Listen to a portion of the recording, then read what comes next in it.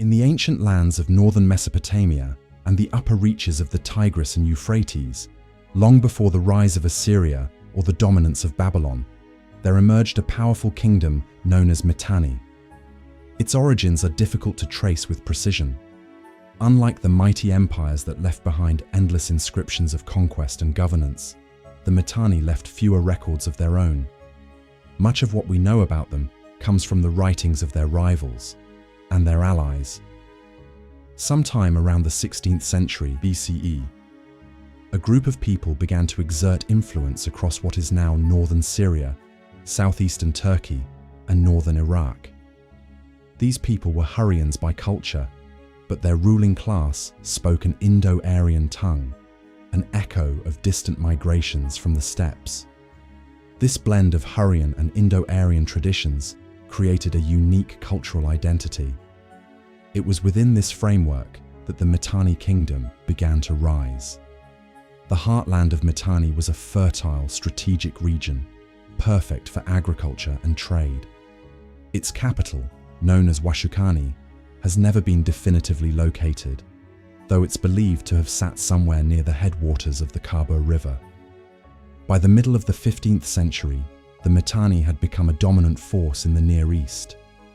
They controlled crucial trade routes between the Hittites in Anatolia, the Kassites in Babylonia, and the Egyptians to the south. They developed a strong chariot-based military, made possible by the open plains of northern Mesopotamia and the influence of Indo-Aryan horsemanship.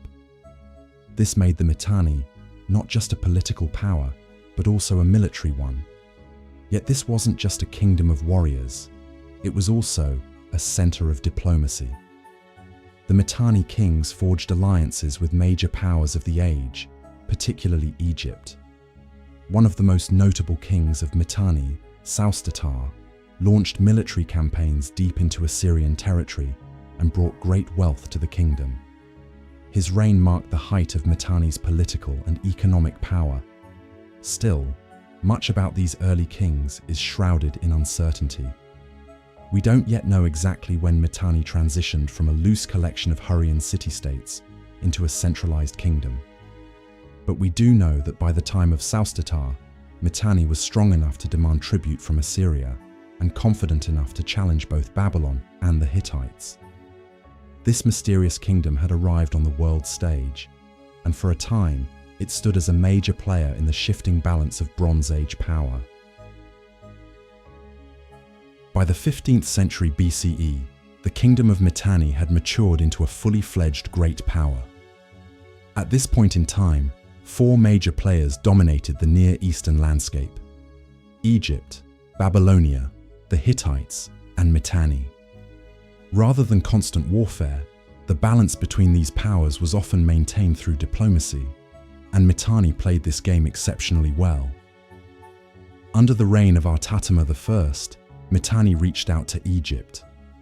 Pharaoh Thutmose IV had already campaigned in the Levant, threatening Mitanni influence in the region.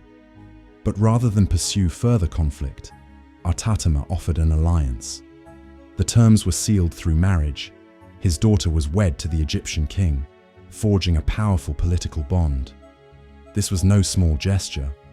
Royal marriages between kingdoms symbolized more than just peace. They were tools of soft power, creating kinship ties that held empires together. The Mitanni would go on to marry several of their princesses into Egypt's royal house, including to the famous pharaoh Amenhotep III. The alliance benefited both kingdoms. Egypt gained influence in Syria without the need for costly military campaigns. Mitanni, in turn, secured its western borders and could now focus eastward toward a growing threat: the resurgent Assyrians. During this golden age, the Mitanni capital of Washukani flourished. Though its precise location is still debated, archaeological finds hint at its wealth and cultural sophistication. Mitanni artisans, scribes, and diplomats began to appear in courts across the region. Culturally, Mitanni was a fascinating mix. The Hurrian language dominated daily life, but traces of Indo-Aryan vocabulary appear in religious and courtly terms. Even some Mitanni gods bore striking resemblance to Vedic deities, Indra, Varuna, Mitra, suggesting that elite Mitanni society retained echoes of a far older tradition. One of the best windows into Mitanni diplomacy is the Amarna letters, clay tablets found in Egypt. These letters, written in Akkadian, the diplomatic lingua franca of the day, detail the communications between Mitanni and the Egyptian court. They speak of gift exchanges, royal marriages, and requests for gold. They also reflect the tone of mutual respect that existed between the two powers. In these letters, Mitanni kings call the pharaoh "my brother." The two nations were seen as equals, but beneath the surface of polite diplomacy, the region remained unstable. To the north, the Hittites were expanding. To the east, Assyria was regaining strength. And within Mitanni itself, internal divisions may have been forming. The kingdom stood at a crossroads, its future far from secure. Still, for a few generations, Mitanni stood tall, its alliances intact, its economy strong, and its royal family tied to the most powerful empire on earth. By the early 14th century BCE, the Mitanni kingdom found itself in a dangerous position. Externally, new threats were pressing in from every direction. Internally, the royal line was weakening, and rivals waited for their moment to strike. To the north, the Hittite Empire had emerged as the most aggressive of Mitanni's neighbors. Under the leadership of Suppiluliuma I, the Hittites launched an ambitious campaign of expansion, reshaping the political map of Anatolia and northern Syria. Suppiluliuma was not just a warrior king, he was a master of statecraft. He understood that the heart of Mitanni was vulnerable, and he moved with precision. The Hittites first struck Mitanni's western vassals, cities and states that once owed loyalty to Washukani. One by one, they either submitted to Hittite rule or were taken by force.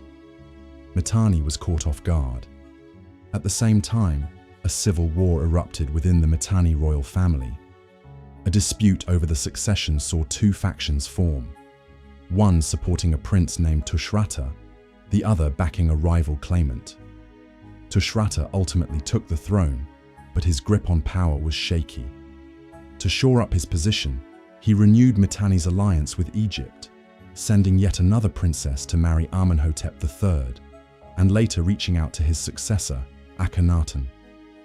But the letters from Tushratta in the Amarna archive reveal a growing desperation.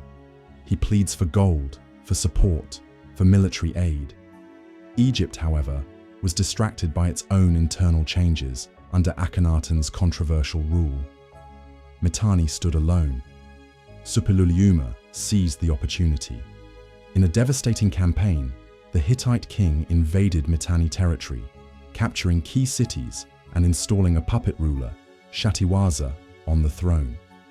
Though Shatiwaza was a son of Tushratta, his loyalty now lay with Hattusa, the Hittite capital. The Mitanni kingdom was effectively carved in two. Its western half, rich in cities and trade routes, was absorbed into the Hittite Empire. The eastern half, centered around the Kabur River, limped on as a vassal state. Tushratta himself was assassinated, most likely in a palace coup. The once proud kingdom of Mitanni had been reduced to a shell of its former self.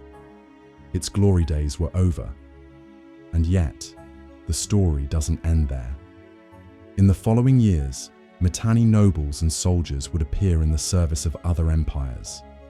Their cultural legacy, especially in terms of administration and diplomacy, would live on, influencing both Hittite and Assyrian systems. But the name Mitanni would begin to fade. By the end of the 14th century BCE, the kingdom that had once stood as a dominant power between the great empires of Egypt, Hatti, and Babylonia was now reduced to fragments. The eastern rump state of Mitanni, often referred to by later Assyrian sources as Hanigalbat, clung to life. But it no longer acted independently. It was now a pawn on a geopolitical chessboard controlled by others. The Hittites continued to exploit this weakened region. installing loyal rulers and absorbing resources. Yet, they weren't the only ones with eyes on the territory. To the southeast, the Assyrians, once a minor kingdom under Mitanni dominance, had grown in power, and they hadn't forgotten their former overlords. Under Adad-nirari I, the Assyrian Empire surged forward. Around the early 13th century BCE, he launched a decisive campaign into what was left of Mitanni Hanigalbat. Cities fell, governors surrendered, and the last remnants of the Mitanni dynasty were swept away. The Assyrians made no attempt to preserve the name or legacy of Mitanni. Instead, they restructured the region into new provinces under direct imperial rule. Hanigalbat became just another name on the map of Assyrian administration. And with that, the Mitanni vanished. No glorious last stand, no preserved chronicles, just silence. What followed was centuries of obscurity. For the longest time, even their memory was forgotten. No Mitanni histories survived. No epic inscriptions were carved in stone to tell their tale. It wasn't until the 19th and 20th centuries, with the discovery of cuneiform archives at Tel El Amarna, Hattusa, and Nutsi, that the pieces slowly came together. Letters between kings, diplomatic records, treaties, references in the tablets of their enemies. The Mitanni were rediscovered not through monuments, but through the shadows they cast in the words of others. So what remains of the Mitanni? No great stone palaces bearing their name. No towering statues of kings gazing into eternity. Not even a clear record of their own language. For all their power, the Mitanni left behind little that speaks in their own voice. And yet, traces endure. In the names of rulers like Tushratta, who negotiated with pharaohs. In diplomatic letters inscribed on clay tablets, referencing treaties and royal marriages. In the strange presence of Indo-Aryan gods, Mitra, Varuna, Indra, mentioned in their elite treaties. Gods from the Vedic tradition, far to the east. Echoes of a cultural blending that still puzzles historians today. The Mitanni elite may have spoken a now-lost Indo-Aryan dialect, but most of their inscriptions are written in Akkadian, the lingua franca of the time. Their administration borrowed heavily from Mesopotamia, their religion intertwined with local traditions and foreign imports, and this has made them elusive. Were they conquerors who imposed themselves upon a native Hurrian population? Or a warrior aristocracy who merged with local cultures to form something new? We don't know. We still debate their origins, their language, even the full extent of their territory. But one thing is clear. For a brief, brilliant moment, the Mitanni stood toe-to-toe with the great powers of the Bronze Age world.